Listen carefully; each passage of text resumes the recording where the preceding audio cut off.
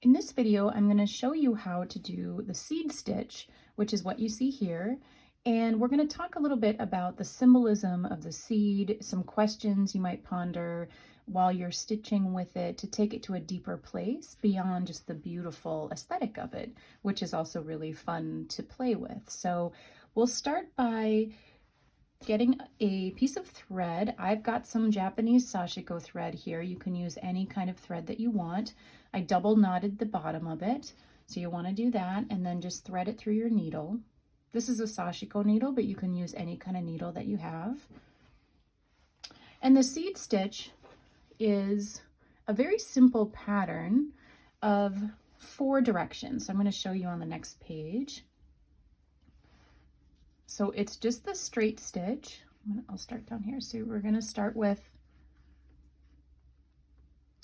a single straight stitch that goes vertically. It can be any length you want it to be. Oops. Like that. And then for the next stitch, you want to go horizontally. And I'm going to space it out a little bit.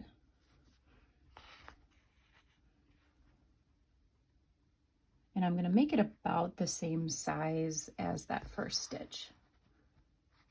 And then for my next stitch, I'm going to go at an angle on a diagonal from the bottom up to the top, like that. And then for my next one, I'm going to go on the diagonal in the other direction.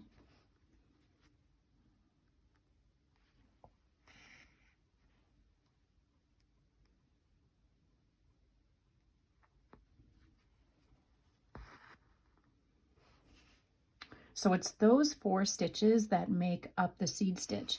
And then what you do is just continue changing the stitch as you fill in an area. So now I'm going to go back to that. I'm going to do, you can change it up. That's what I do. You can repeat it in the same order you did it or change it up. I tend to go based on what feels right for the space I'm moving to next. And the horizontal stitch felt right there. And as I'm doing this, I am loosely paying attention to the spacing between the stitches, and I'm trying to make them pretty even, not obsessively even, but just to have a kind of balance and harmony with them so they feel kind of even. But you can certainly play with that spacing. There's no rules here, so play with that too. I find it very pleasing to make it pretty even in there. So you can wander around your fabric however you like with this stitch.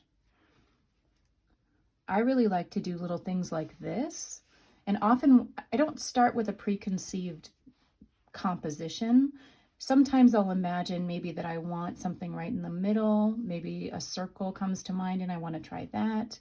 Or what happened here, I just sort of intuitively started down in the bottom corner, and I like to really take this slowly, like all my stitching, and pause at this point, at different points, and tune into and feel into the energy here, the rhythm of the stitches, kind of take it in with the composition of the whole page and see how it's feeling for me in my body. And I'm really liking what's happening here. I like this little cluster. I might continue to add a few more, but what I love about this intuitive way of stitching, and that it's so slow, is that it really allows for these fresh designs and approaches to emerge organically through each of us.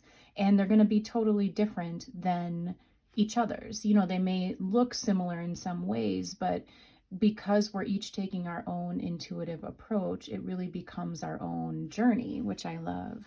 So I'm going to do a few more here.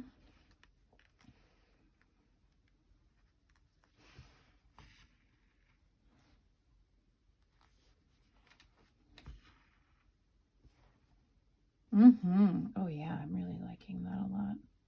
And I just wait for that kind of cue, that physical cue for me comes out as that or ooh, it'll be different for everybody. Maybe you'll have something similar, or it could just be a sense of like, oh, yeah, I like that. And I just tune in and trust those cues because that's my inner knowing, my intuition guiding me. And sometimes it can be really subtle, and sometimes it can be stronger for me.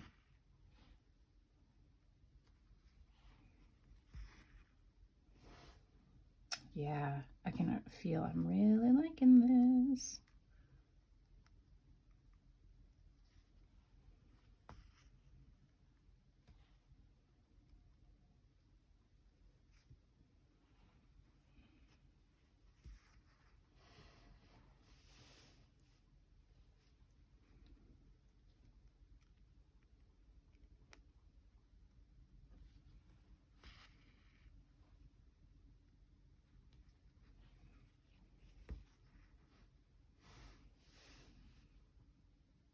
Yeah, that's feeling really good. So I would maybe continue on and keep pausing and feeling into it. If, sometimes I'll do a stitch and pause and notice like, it actually feels for whatever reason just a little off, or it's not resonating. It's creating some tension that I don't like. I just pull the stitch out. No big deal. That's not a failure or anything like that. It's just part of the process. So feel free to play with the seed stitch in that way. I want to show you a couple of other variations and ideas that you can explore as well. The other thing that you can do, so for this cluster, I kept the stitches all pretty even and evenly spaced. The other thing you can do is play with mixing and matching shorter and longer stitches together, and that will really, in a subtle way, change the whole feeling of the stitch. So I'll show you. I'm going to make a much shorter stitch now. Still following the 4 different directions of the stitches, just changing those as I move around.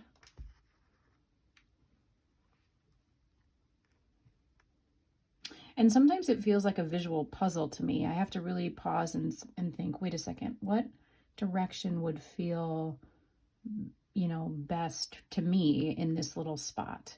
And I like the kind of puzzle part of that. But sometimes that means trying one and feeling it and realizing, actually, I think I wanted to do a different direction.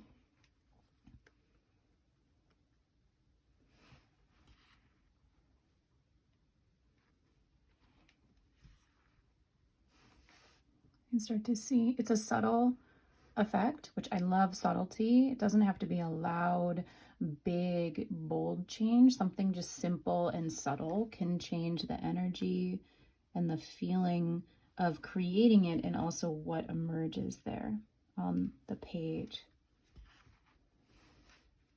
So you can play with that, mixing and matching the length of the stitches together and see how that feels.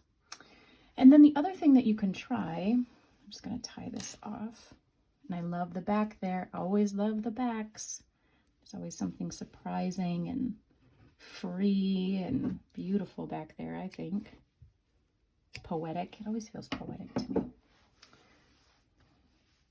Okay, so something that you can try is using, so the sashiko thread is kind of a medium weight thread. This is a linen thread that's much thinner. This is dyed with madder root. It's beautiful. Isn't that color beautiful? So this is really thin. So I just want to show you the effect of working with a much thinner thread with the same stitch and how it can really change the whole look and feel of it. This thread has a really lovely texture to it. It's hand spun. It's from a company called Maiwa, M-A-I-W-A, in Canada. They have some beautiful threads and yarns and textiles, natural dyes. I get a lot of stuff from them. And I'm tying a few extra knots on this one because it's so thin. I just want to make sure that it doesn't slip through the weave of the fabric. So I'm going to thread my needle here. And we'll do this right on the same page so you can see it side by side next to the thicker thread.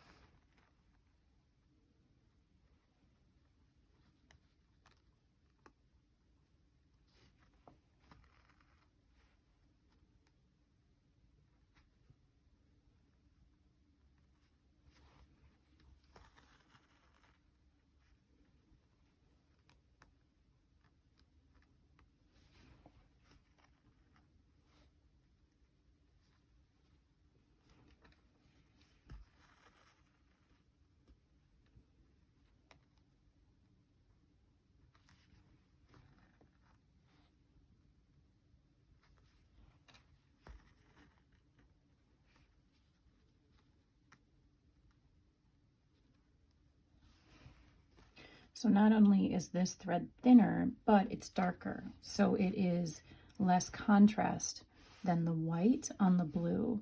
So those two elements combined will really change the whole feel.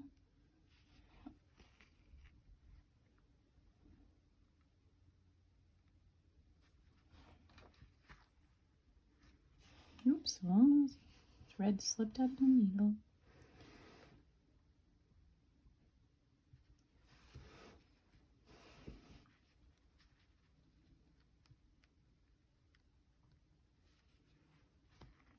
Just do a few more so you can see the effect of this.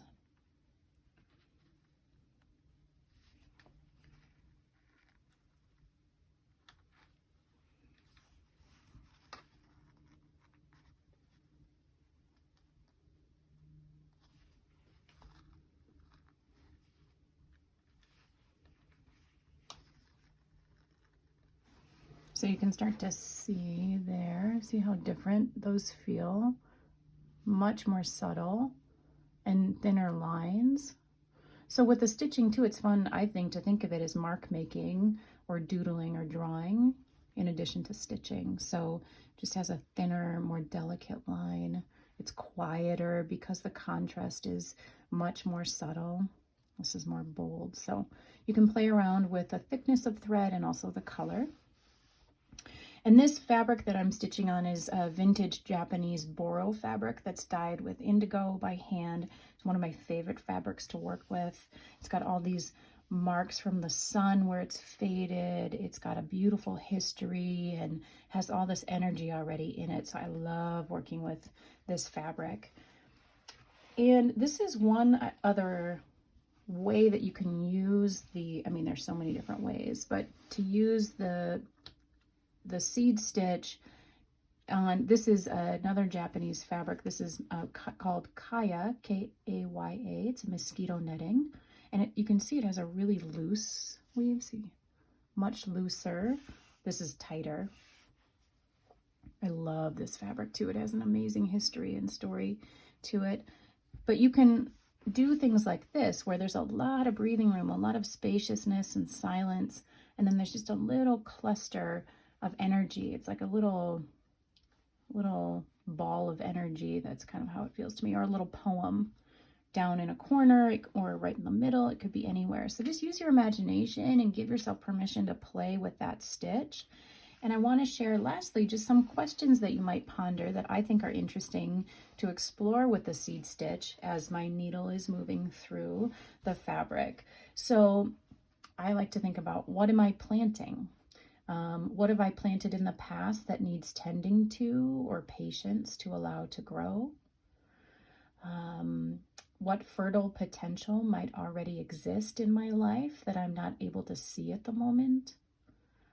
What seeds are important to me to plant in my life? Some ideas that came to me were compassion, love, play, patience, connection, joy, fun, wonder, depth, courage, peace. Could be any of those to ponder. Let's see, what else? What seeds have I planted in the past that are beginning to grow out of my depths to the surface of my being? And even I find just there may not be answers that emerge, but just bringing these questions to my mind helps open up some space for contemplation, and often something does come out of it. And, seeds are such a beautiful symbol in general of, they keep us alive. They're miraculous, and we wouldn't exist without them. They're sacred. And so to just feel into some of that and explore with our hands moving in the meditative rhythm of moving the needle back and forth through the fabric can maybe invite some new awareness, new insights, deeper meaning to the fabric book as it emerges and comes together. So you can play with any of those things that speak to you over time. So I hope you found this helpful. Play around with the seed stitch, and if you ever want to share what you're creating, I would love to see it.